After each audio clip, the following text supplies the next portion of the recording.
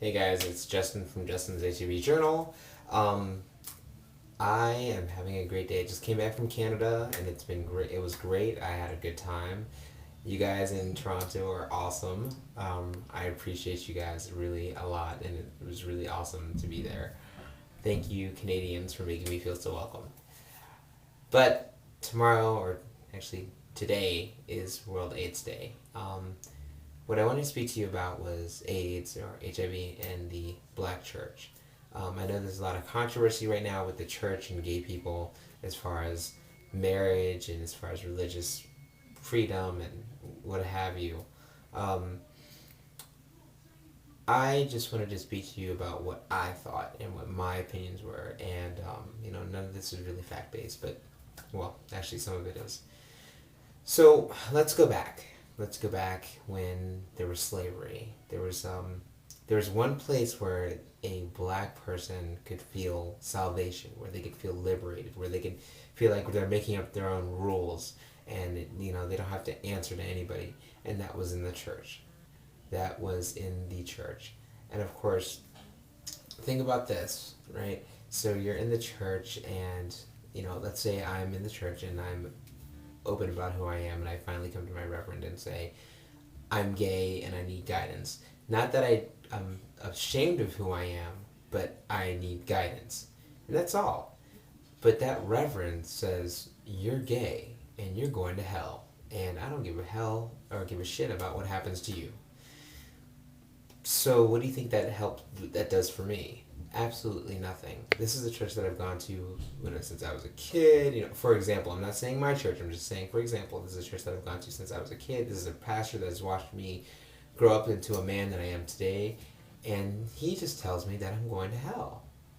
So that would destroy me. That would obliterate who I am from the inside out.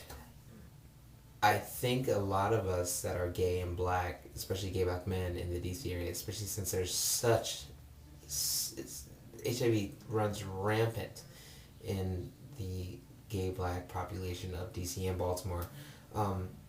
Church was one of the institutions that we felt free in. We felt that we could go to this place for guidance and help. But now that this place has turned us away, we feel like, okay, well, maybe I can turn to something else. And our self-esteem is shot. Our self-esteem is gone. A lot of us go on to find other projects and find other things or find other churches that we can belong to that would make us feel life affirming and make us feel good about each other and ourselves. But for some of us, not belonging to a church really hurts our well-being. Some of us turn to drugs, some of us turn to drinking, some of us turn to sex, just to feel that empty void, just to make sure, just to feel that empty void that we need to feel spiritual or feel something about ourselves, to give us that extra boost.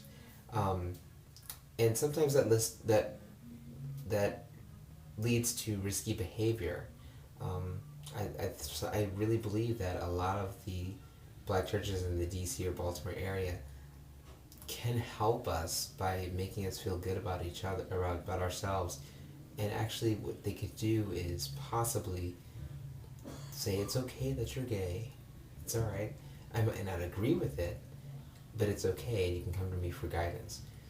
There's certain people out there that I wish that gay black people would not go to, like Willie Wilson. His 2005 rant on gays and how women are so independent and how they can turn into lesbians if they're so independent.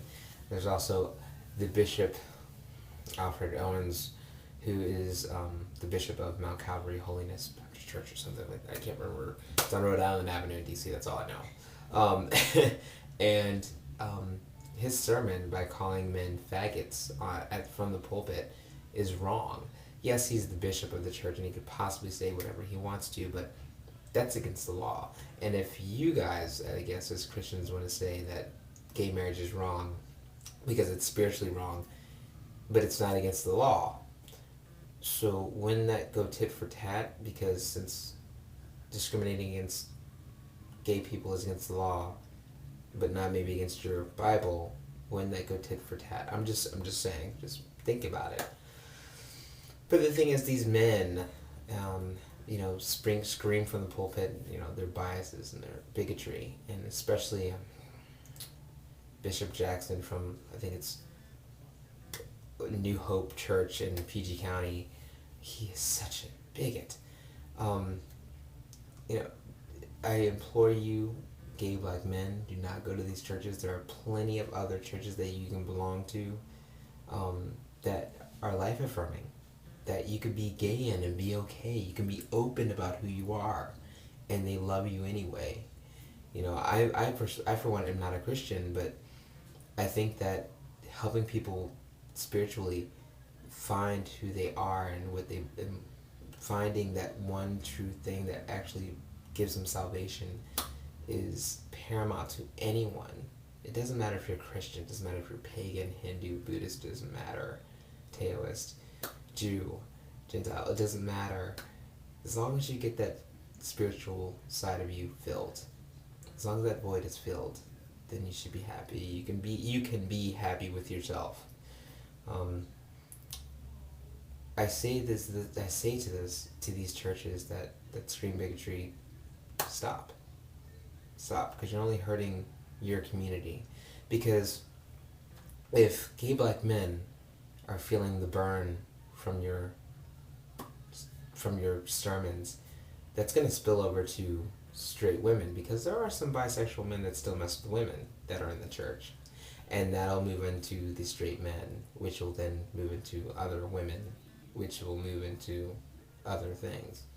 So you realize that tearing down one part of your community is going to tear down the whole. All I ask is that you help us be strong, because we can only be strong for each other. That's all. And for those that we have lost, happy World AIDS Day. To all the friends that I've lost, happy World AIDS Day. I think about you every day of my life, and I wish that you were here.